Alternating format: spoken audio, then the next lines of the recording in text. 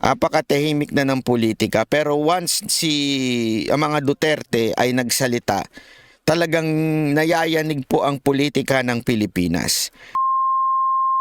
What's up mga kababayan, News That Matters here. Dito sa video natin ngayon ay ating pakikinggan si Sir Banat Bay. Kahit anong mangyari, Duterte pa rin ang highlight sa politika. Yan ang wika ni Sir Banat Bay matapos ang balitang bumaba na si VP Sara Duterte sa kabinete ni PBBM na talagang tapos na ang alyansang Marcos Duterte at wala nang magbabago roon. Kung kaya naman ang katanungan ng taong bayan ano kaya ang susunod na magiging hakbang ng mga Duterte matapos di umano ang mga sunod-sunod na pambabati ko sa kanila ng mga pulahan. Pero bago ang lahat mga kababayan, huwag niyo po sana kalimutang mag-like at subscribe para updated ka sa mga uploads ko araw-araw. At yun na nga mga kababayan, dagdag pa rito na umingay din itong kapatid niya na si Mayor Baste Duterte matapos magsalita sa harap ng taong bayan at batikusin itong mga patuloy na naninira at bumabalimbing na politiko sa loob ng Malacanang. Kung kaya naman hindi ko na patatagalin pa, heto na ang buong video. Kaya nga alam nyo, eto makinig kayo ha. Napaka-importante nitong sasabihin ko sa inyo. Kasi dito mo marirealize talaga na sa political scene ng Pilipinas, Duterte pa rin po ang nagko-control nito. Yun ang totoong senaryo. Kasi isipin nyo napakatahimik na ng lahat ng mga bagay-bagay. Apakatahimik na ng politika, pero once ang mga Duterte ay nagsalita, talagang nayayanig po ang politika ng Pilipinas. Dito mo kasi maiintindihan na yung hatak talaga ng mga Duterte, matindi pa rin po. Alam nyo kung bakit po? Kasi ayaw na talaga ng mga Pilipino sa tradisyonal na klase ng politika. Ayaw na niya ng mga Pilipino, yung mga politiko na alam mo halatang mga trapo. 'Di ba? Yung mga lalong-lalo na yung mga congressman yung style nila ng mga hearing, pagpuna-puna, alam mo namang trapong-trapo lang.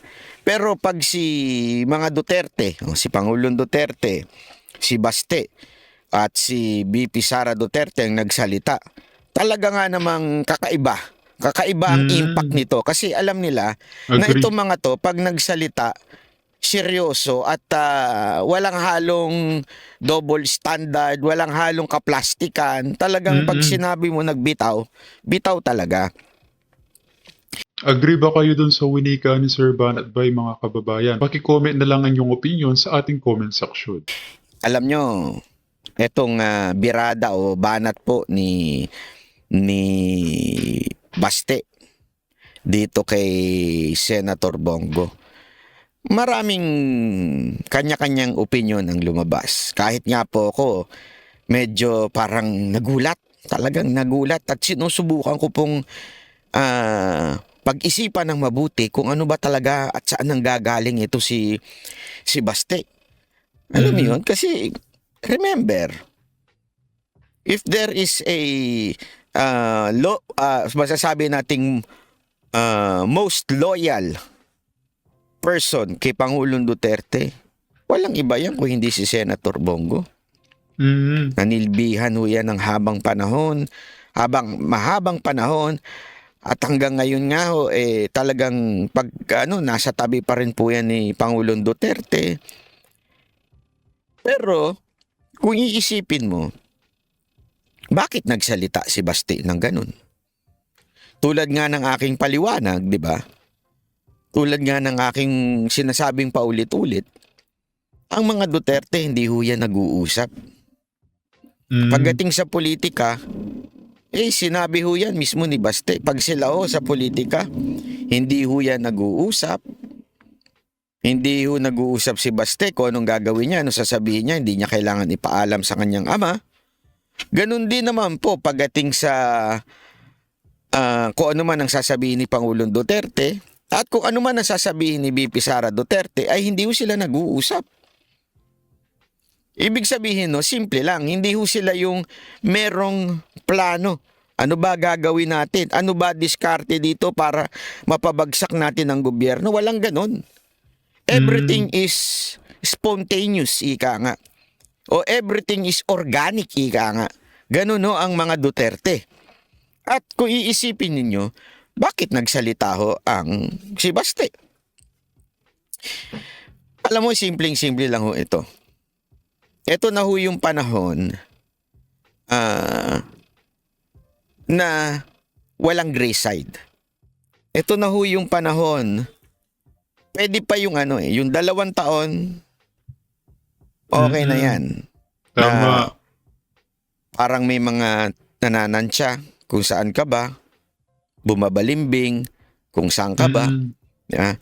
Pero ngayon, starting today, tapos ito kasi, tandaan ninyo, di ba?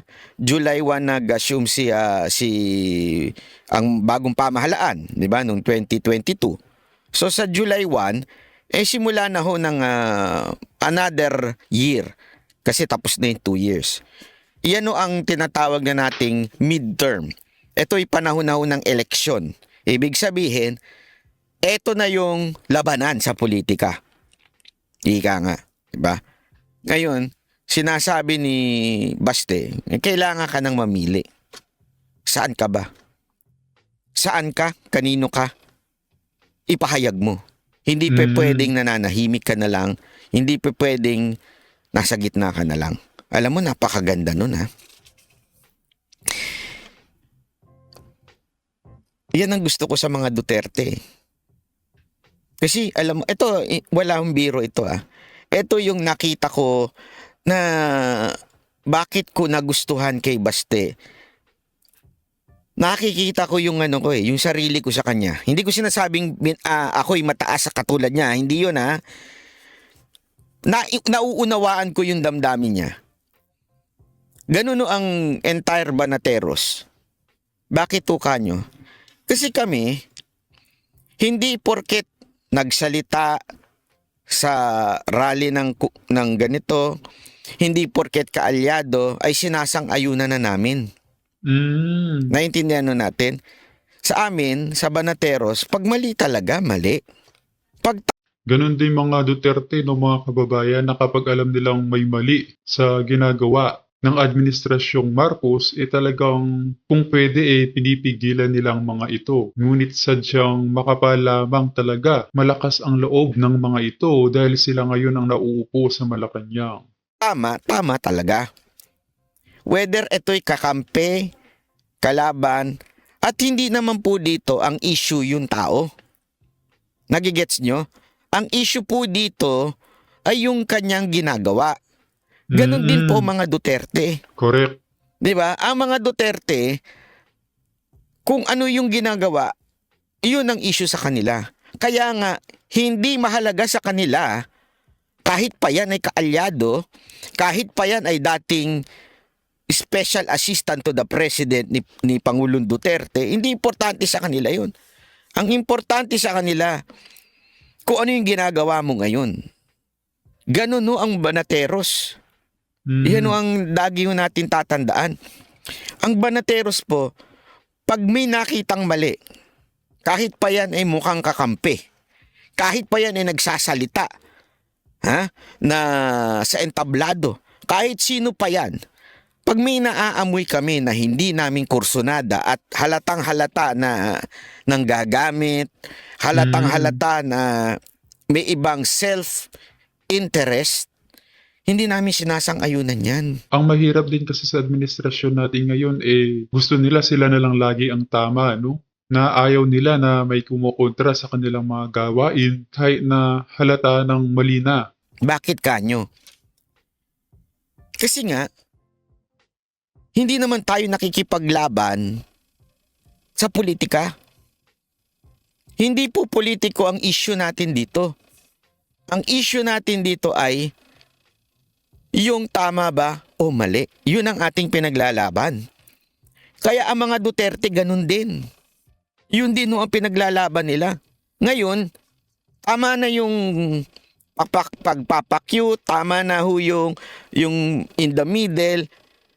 Ngayon, kailangan nyo nang i-declare yung inyong katapatan ba sa bayan o interest mo bilang isang politiko. Yun yung sinasabi ni Baste. Agree. Naintindihan nun natin? Napakalinaw ho nun na kailangan maunawaan ng bawat Pilipino, lalong-lalo na ng mga Duterte supporter. So what do I mean? Simple as this. Ibig sabihin bang binira ni Baste si Senator Bongo, hindi na natin iboboto? Hindi yun ang punto dito. Naunawaan natin, sinabi man ni Baste na sayang ang boto ko. Kasi nga hindi ka maasahan ng mga Dabawenyo. Yun ang parang dating nun 'di ba? Parang you failed the Dabawenyos. Nagsasalita si Baste bilang Dabawenyo, 'di ba? Sabi niya, you failed as a Dabawenyo, hindi mo napagtanggol ang Davao. Yun yung inaasahan nila. Okay? But at the same time, hindi naman po ibig sabihin wag na natin iboto yung tao. Hindi ho yun ang ibig sabihin. Sa tingin ko po hindi naman ho yun ang ibig sabihin ni Baste. Ito'y simpleng pagpuna sa isang maling gawain. Kaya nga sinabi niya, you can still, 'di ba, redeem your name. Pwede ka pang bumawi.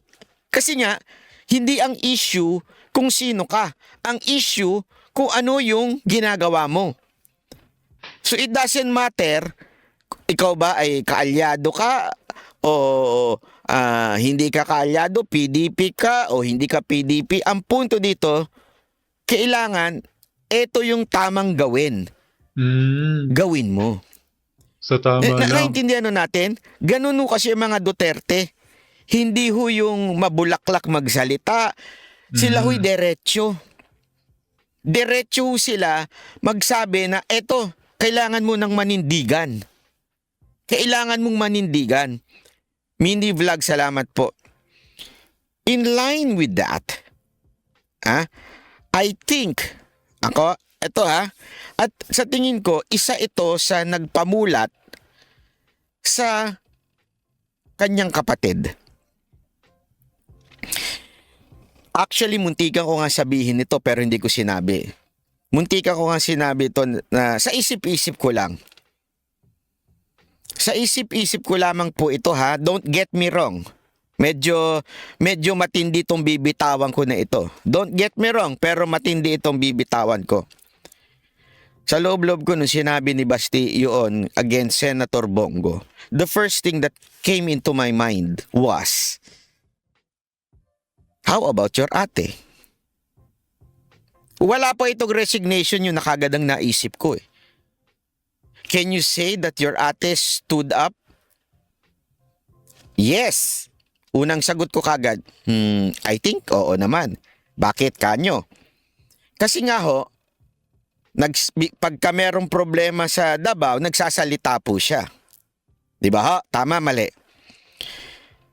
Kay Pastor Kibuloy, nagsalita po siya. Yung mga problema pagka binabanata ng kanyang pamilya, nagsasalita din po siya. But, wait. But, ito ang tanong. Is it enough? Yun ang tanong dyan Bilang isang vice president at isang anak ng Duterte, is it enough yung pagtayo mo para sa Davao? Bilang isang Dabawenya o para sa mga Duterte supporter bilang isang Duterte? Ang paglaban mo ba dati sa droga, insurgents at kung ano-ano pa ay the same pa rin bilang isang vice president? 'Di ba? Alam mo, maaring sabihin nyo, kanya-kanya tayong opinion tungkol dito. Maaring sabihin mo, kulang yung kanyang pagtayo.